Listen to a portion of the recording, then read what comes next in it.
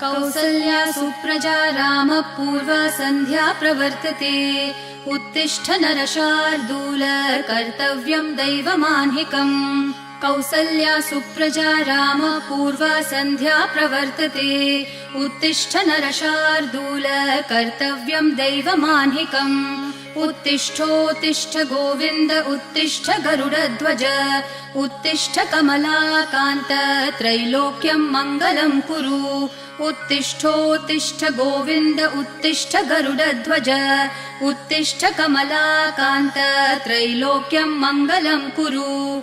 मातः समस्त जगतां मधुकैटभारेः वक्षो विहारिणि मनोहर दिव्यमूर्ते। श्रीस्वामिनि श्रितजनप्रिय दानशीले श्रीवेङ्कटेश दयिते तव सुप्रभातम्। मातः समस्त जगतां मधुकैटभारेः वक्षो विहारिणि मनोहर दिव्यमूर्ते। श्रीस्वामिनि श्रितजनप्रिय दानशीले श्रीवेङ्कटेश दयिते तव सुप्रभातम्। तव सुप्रभातमरविन्दलोचने भवतु प्रसन्नमुखचन्द्रमण्डले। विधिशङ्करेन्द्रवनिताभिरर्चिते वृषशैलनाथ दयिते दयानिधे। अत्र्यादिसप्तऋषयः समुपास्य सन्ध्याम् आकाशसिन्धुकमलानि मनोहराणि आदाय पादयुगमर्चयितुं प्रपन्नाः। शेषाद्रिशेखर विभो तव सुप्रभातम्। पञ्चाननाब्ज भव षण्मुखवासवाद्याः त्रैविक्रमादिचरितं विबुधास्तुवन्ति। भाषापतिः पठति वासरशुद्धिमारात्। शेषाद्रिशेखर विभो तव सुप्रभातम्।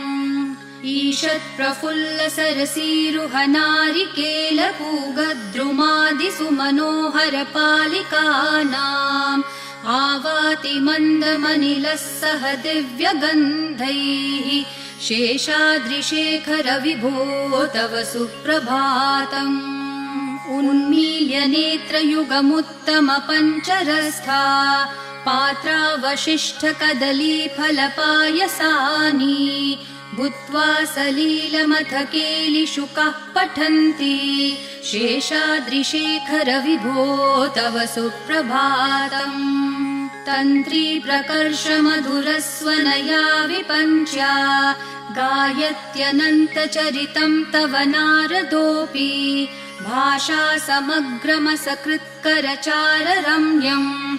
शेषाद्रिशेखर विभो तव सुप्रभातम्।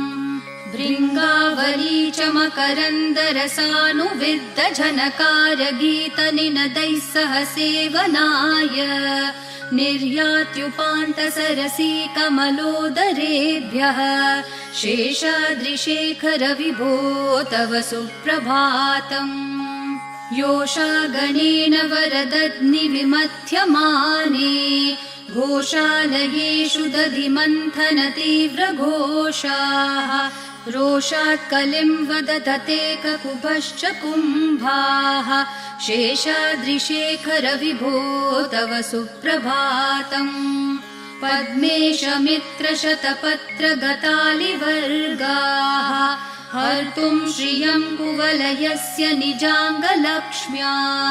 भेरीनिनादमिव बिभ्रति तीव्रनादम्। शेषाद्रिशेखर विभो तव सुप्रभातम्।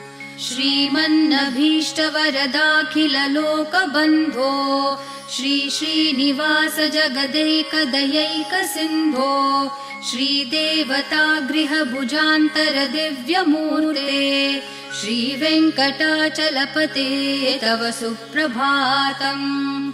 श्रीमन्नभीष्टवरदाखिललोकबन्धो श्री श्रीनिवास जगदेकदयैकसिन्धो श्रीदेवतागृहभुजान्तर दिव्यमूर्ते श्रीवेङ्कटाचलपते तव सुप्रभातम्।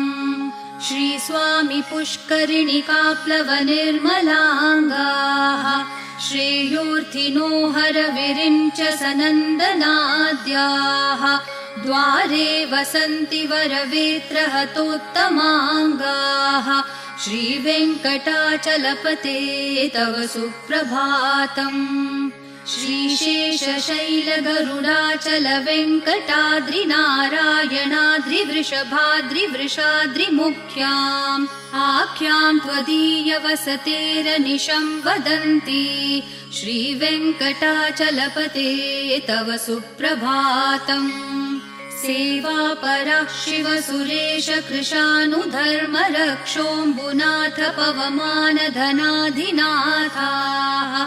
बद्धाञ्जलि प्रविलसन्निज शीर्षदेशाः श्रीवेङ्कटाचलपते तव सुप्रभातम् घाटेषु ते विहगराज मृगाधिराज नागाधिराज गजराज हयाधिराजाः स्वस्वाधिकारमहिमाधिकमर्थयन्ते श्रीवेङ्कटाचलपते तव सुप्रभातम् सूर्येन्दुभौमबुधवाक्पतिकाव्यसौरिस्वरभानुकेतुदिविशत्परिषत्प्रधानाः त्वद्दासदासचरमावधिदासदासाः श्रीवेङ्कटाचलपते तव सुप्रभातम् त्वत्पादधूलिभरितस्फुरितोत्तमाङ्गाः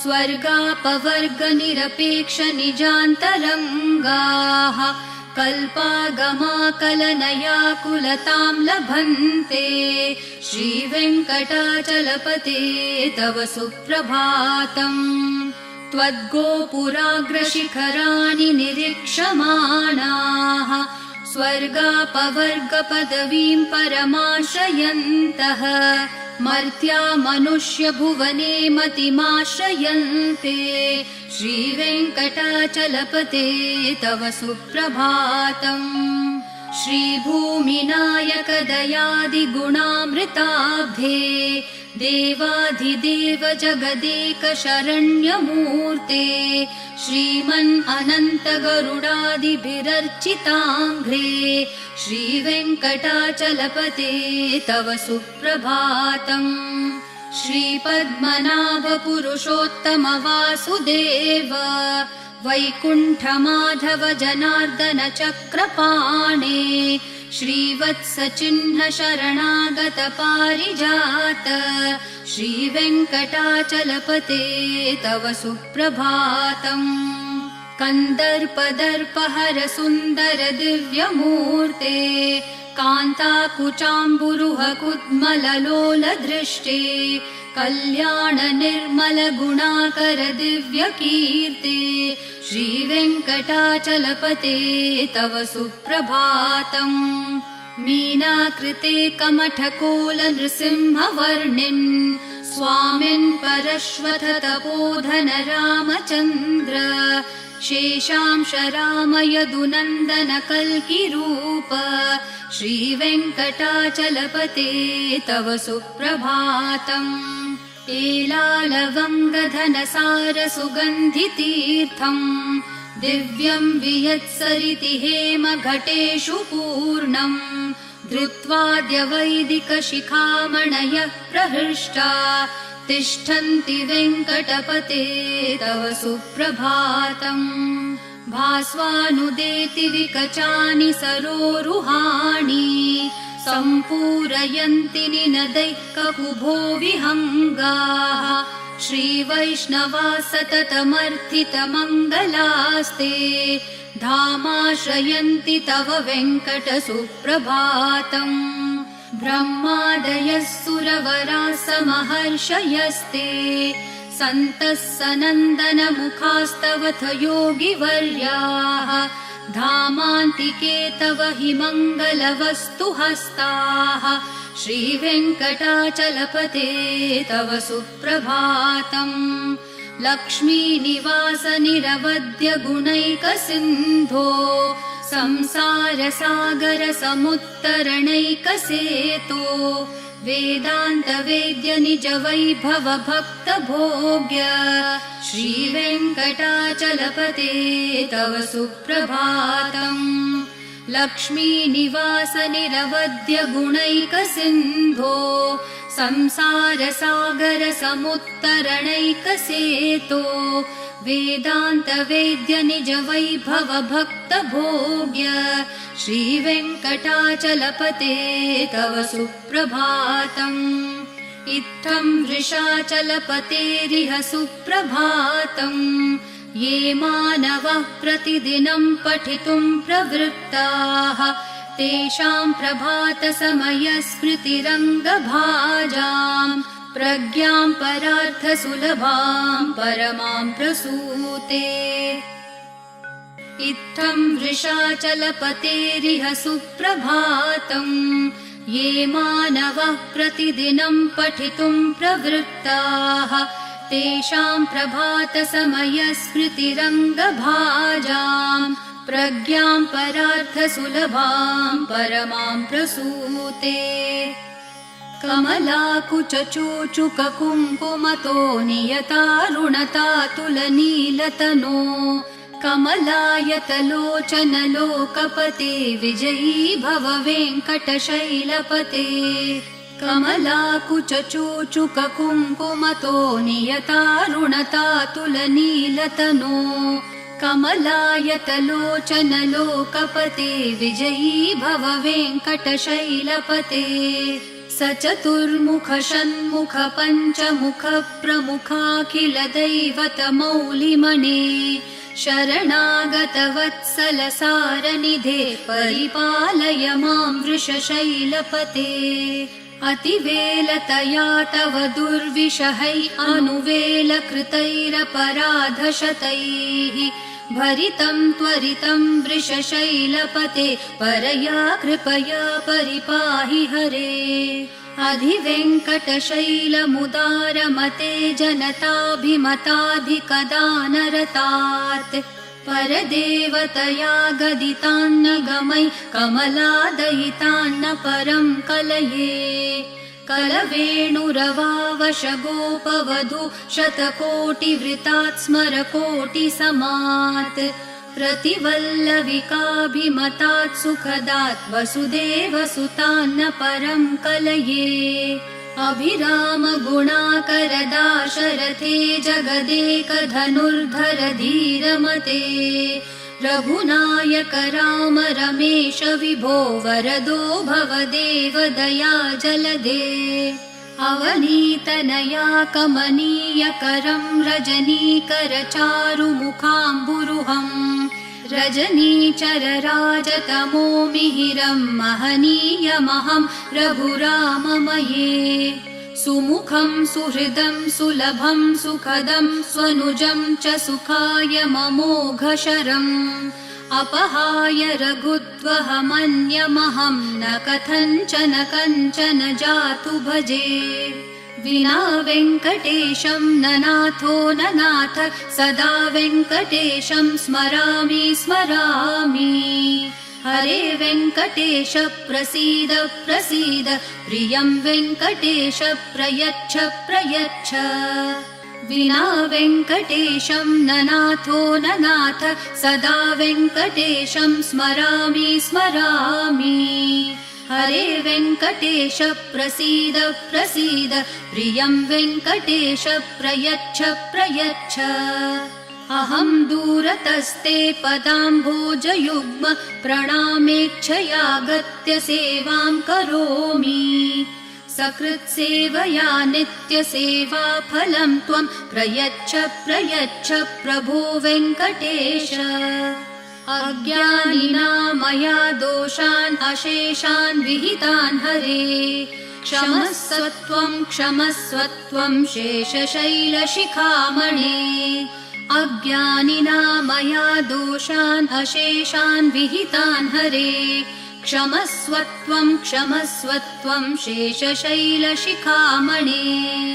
ईशानां जगतोऽस्य वेङ्कटपतेर्विष्णोः परां प्रेयसीं तद्वक्षस्थलनित्यवासरसिकां तत्क्षान्तिसंवर्धिनीं पद्मालङ्कृतपाणिपल्लवयुगां पद्मासनस्थां श्रियं वात्सल्यादिगुणोज्ज्वलां भगवतीं वन्दे जगन्मातरम् ईशानां जगतोऽस्य वेङ्कटपतेर्विष्णोः परां प्रेयसीं तद्वक्षस्थलनित्यवासरसिकां तत्क्षान्तिसंवर्धिनीं पद्मालङ्कृतपाणिपल्लवयुगां पद्मासनस्थां श्रियं वात्सल्यादिगुणोज्ज्वलां भगवतीं वन्दे जगन्मातरम् श्रीमान् कृपाजलनिधे कृतसर्वलोकसर्वज्ञ शक्तनतवत्सल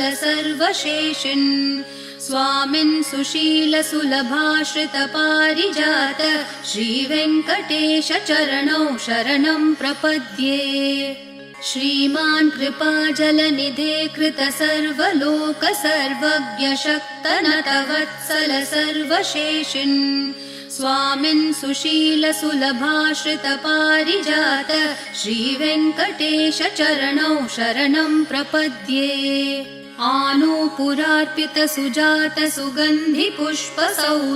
आनूपुरार्पितसुजातसुगन्धिपुष्पसौरभ्यसौरभकरौ समसन्निवेशौ सौम्यौ सदानुभवनेऽपि नवानुभाव्यौ श्रीवेङ्कटेश चरणौ शरणं प्रपद्ये सद्यो विकासि समुदित्वरसान्द्ररागः सौरभ्य निर्भर सरोरुह साम्यवार्ताम् सम्यक्षु साहसपदेषु विलेखयन्तौ श्रीवेङ्कटेश चरणौ शरणं प्रपद्ये रेखामयध्वज सुधाकलशातपत्रवज्राङ्कुशाम्बुरुहकल्पकशङ्खचक्रैः भव्यैरलङ्कृततलौ परतत्त्वचिह्नैः श्रीवेङ्कटेश चरणौ शरणं प्रपद्ये ताम्रोदरद्युतिपराजितपद्मरागौ ब्राह्मेर्महोभिरभिभूतमहेन्द्रनीलौ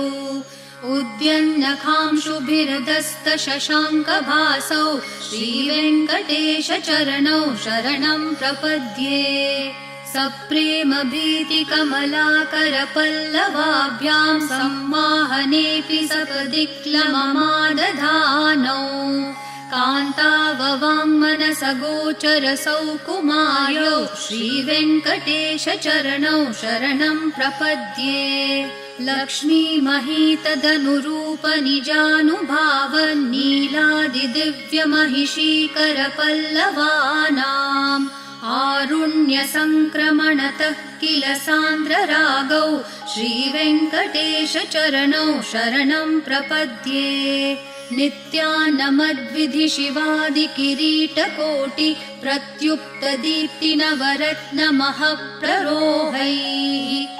नीराजनाविधिमुदारमुपादधानौ श्रीवेङ्कटेश चरणौ शरणं प्रपद्ये विष्णोपदे परम इत्युदितः प्रशंसो यौ मध्य उत्स इति भोग्यतयाप्युपातौ भूयस्ततेति तव पाणितलप्रदिष्टौ श्रीवेङ्कटेश चरणौ शरणं प्रपद्ये पार्थाय तत्सदृशसारथिना त्वयैव यौ दर्शितौ स्वचरणौ शरणं व्रजेति भूयोऽपि मह्यमिह तौ करदर्शितौ ते श्रीवेङ्कटेश चरणौ शरणं प्रपद्ये मन्मूर्धिकालियफने विकटाटवीषु श्रीवेङ्कटाद्रिशिखरे शिरसि श्रुतीनां चित्तेऽप्यनन्यमनसां सममाहितौ ते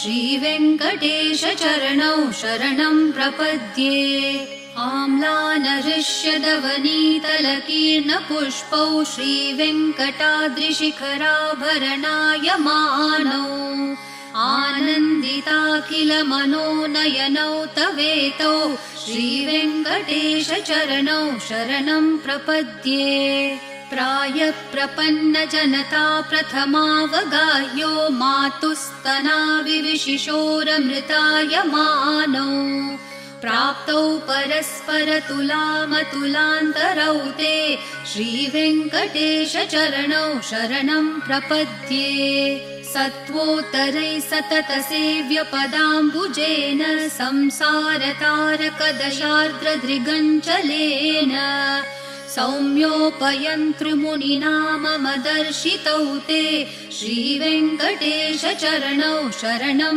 प्रपद्ये सत्वोत्तरैः सततसेव्यपदाम्बुजेन संसारतारकदशार्द्रदृगञ्चलेन सौम्योपयन्तृमुनिना मम दर्शितौ ते श्रीवेङ्कटेशचरणौ शरणं प्रपद्ये श्रीशश्रिया घटिकया त्वदुपाय भावे प्राप्ये त्वयि स्वयमुपेयतया स्फुरन्त्या नित्याश्रिताय निरवद्य गुणाय तुभ्यं स्यां किङ्करो वृषगिरीश न जातु मह्यम् श्रीशश्रिया घटिकया त्वदुपाय भावे प्राप्ये त्वयि स्वयमुपेयतया स्फुरन्त्या नित्याश्रिताय निरवद्य गुणाय तुभ्यं स्यां किङ्करो वृषगिरीश न जातु मह्यम् श्रियः कान्ताय कल्याणनिधये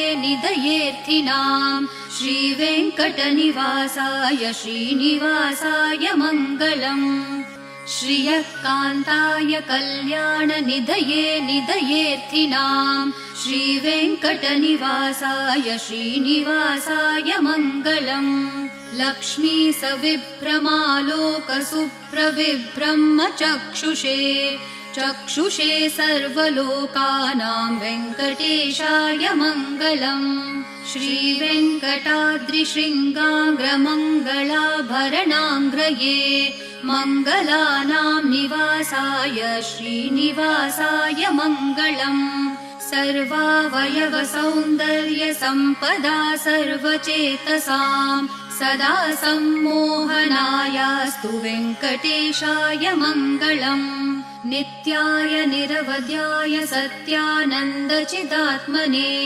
सर्वान्तरात्मने श्रीमद्वेङ्कटेशाय मङ्गलम् स्वतः सर्वविदे सर्वशक्तये सर्वशेषिणे सुलभाय सुशीलाय वेङ्कटेशाय मङ्गलम् परस्मै ब्रह्मणे पूर्णकामाय परमात्मने प्रयुञ्जे परतत्त्वाय वेङ्कटेशाय मङ्गलम् आकालतत्त्वमशान्तम् आत्मनामनुपश्यताम् अतृप्तामृतरूपाय वेङ्कटेशाय मङ्गलम् प्रायस्वचरणौ पुंसां शरण्यत्वेन पाणिना कृपया दिशते श्रीमद्वेङ्कटेशाय मङ्गलम् दयामृत्तरङ्गिन्यास्तरङ्गैरिव शीतलैः अपाङ्गैः सिञ्चते विश्वं वेङ्कटेशाय मङ्गलम् सद्भूषाम्बरहेतिनां सुषमावहमूर्तये सर्वार्तिशमनायास्तु वेङ्कटेशाय मङ्गलम् श्रीवैकुण्ठविरक्ताय स्वामि पुष्करिणीतटे रमया रममाणाय वेङ्कटेशाय मङ्गलम् श्रीवैकुण्ठविरक्ताय स्वामि पुष्करिणीतटे रमया रममाणाय वेङ्कटेशाय मङ्गलम् श्रीमत्सुन्दरजामातृमुनिमानसवासिने सर्वलोकनिवासाय श्रीनिवासाय मङ्गलम् मङ्गलाशासनपरैर्मदाचार्य पुरोगमैः सर्वैश्च पूर्वैराचार्यैः सत्कृतायास्तु मङ्गलम्।